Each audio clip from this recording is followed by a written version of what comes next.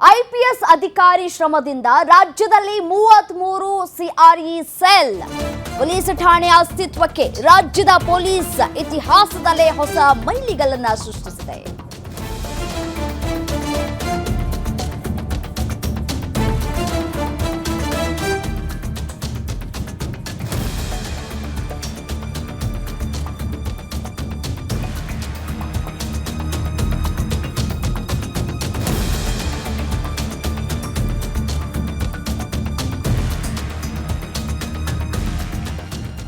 ಹೊಸ ಮೈಲಿಗಲ್ಲನ್ನ ಸೃಷ್ಟಿಸಿದ್ದಾರೆ ADGP Arun Chakravarthi. ಸಿಆರ್ಇ cell ADGP ಆಗಿರುವಂತಹ ಅರುಣ್ ಚಕ್ರವರ್ತಿ ಅವರು ರಾಜ್ಯದ ಎಲ್ಲಾ ಜಿಲ್ಲೆಗಳಲ್ಲಿ ಒಟ್ಟು 33 ಸಿಆರ್ಇ ಸೆಲ್ ಪೊಲೀಸ್ ಠಾಣೆ ಸ್ಥಾಪನೆಗೆ ಮೈಲಿಗಲ್ಲನ್ನ ಸೃಷ್ಟಿಸಿರುವಂಥದ್ದು. ಸಿಆರ್ಇ ಸೆಲ್ ನಾಗರಿಕ ಹಕ್ಕು ನಿರ್ದೇಶನಾಲಯ ಪೊಲೀಸ್ ಠಾಣೆ ಇದು.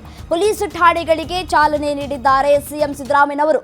ಗೃಹ ಸಚಿವ ಪರಮೇಶ್ವರ್ ಹಲವು ವರ್ಷಗಳಿಂದ ಪ್ರತಿ ಜಿಲ್ಲೆಯಲ್ಲೂ ಕೂಡ ಸಿಆರ್ಇ ಸೆಲ್ ಯೋಜನೆಗೆ ಜಾರಿಗೆ ತರಬೇಕು ಅಂತ ಹೇಳ್ತಾ ಇದ್ರು. ಅರುಣ್ ಚಕ್ರವರ್ತಿ ಸಿಆರ್ಇ ಸೆಲ್ ಎಡಿಜಿಪಿ ಆದಮೇಲೆ ಯೋಜನೆಗೆ ಮತ್ತಷ್ಟು ಶಕ್ತಿ ಬಲ ಬಂದಿರುವಂಥದ್ದು. ಸಿಆರ್ಇ ಸೆಲ್ ಸಂಬಂಧ ಹಲವು ಯೋಜನೆಯನ್ನ ಕೂಡ ರೂಪಿಸಿದ್ರು.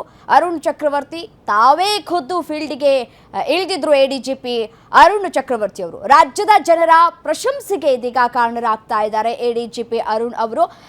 ಅರುಣ್ ಚಕ್ರವರ್ತಿಯವರ ಕಾರ್ಯ ಪ್ರತಿ ಪೊಲೀಸ್ ಠಾಣೆಗೂ ಇದೀಗ ಓರ್ವ ಡಿವೈಎಸ್ಪಿ ಉಸ್ತುವಾರಿಯಲ್ಲಿ ಕಾರ್ಯನಿರ್ವಹಣೆಯನ್ನ ಮಾಡಲಾಗುತ್ತೆ. ಜಿಲ್ಲೆಯ ಸಿಆರ್ಇ ಸೆಲ್ ಠಾಣೆಯಲ್ಲಿ ಕೇಸ್ ದಾಖಲಿಸಿ ಚಾರ್ಜ್ ಶೀಟ್ ಅನ್ನ ಕೂಡ ಸಲ್ಲಿಕೆ ಮಾಡಬಹುದಾಗಿದೆ. ಎಡಿಜಿಪಿ ಅರುಣ್ ಚಕ್ರವರ್ತಿ ಶ್ರಮಕ್ಕೆ ಹಾಡಿ ಹೋಗಲಿದ್ದಾರೆ ಗೃಹ ಸಚಿವರು. ಡೈರೆಕ್ಟರ್ ಜನರಲ್ ಪೊಲೀಸ್ ಆಗಿರ್ತಕ್ಕಂಥವರು ಅವರು ಮತ್ತು ಅವರ ಶ್ರೀಮತಿ ಸಹೋದರಿ ಅವರು ಬಂದಿದ್ದಾರೆ.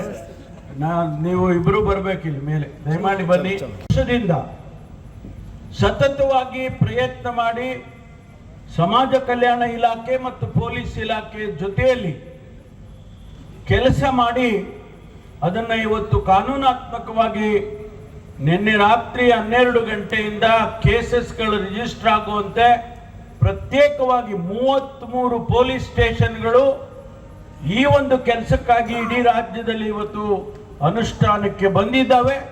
ಅದಕ್ಕೆ ಮೂಲ ಕಾರಣ ನಮ್ಮ ಅರುಣ್ ಚಕ್ರವರ್ತಿ ಅಂತಕ್ಕಂಥವರು ಇವತ್ತು ನಮ್ಮೊಡನೆ ಬಂದಿದ್ದಾರೆ. ನಮ್ಮ ಇಲಾಖೆಯಲ್ಲಿ ಅಡಿಷನಲ್ ಡೈರೆಕ್ಟರ್ ಆಗಿ ಆಫ್ ಪೊಲೀಸ್, ಅವರು ಡೈರೆಕ್ಟರ್ ಜನರಲ್ ಪೊಲೀಸ್ ಆಗಿರ್ತಕ್ಕಂಥವರು ಅವರು ಮತ್ತು ಅವರ ಶ್ರೀಮತಿ ಸಹೋದರಿ ಅವರು ಬಂದಿದ್ದಾರೆ. ನೀವು ಇಬ್ಬರು ಬರಬೇಕಿಲ್ಲ ಮೇಲೆ, ದಯಮಾಡಿ ಬನ್ನಿ.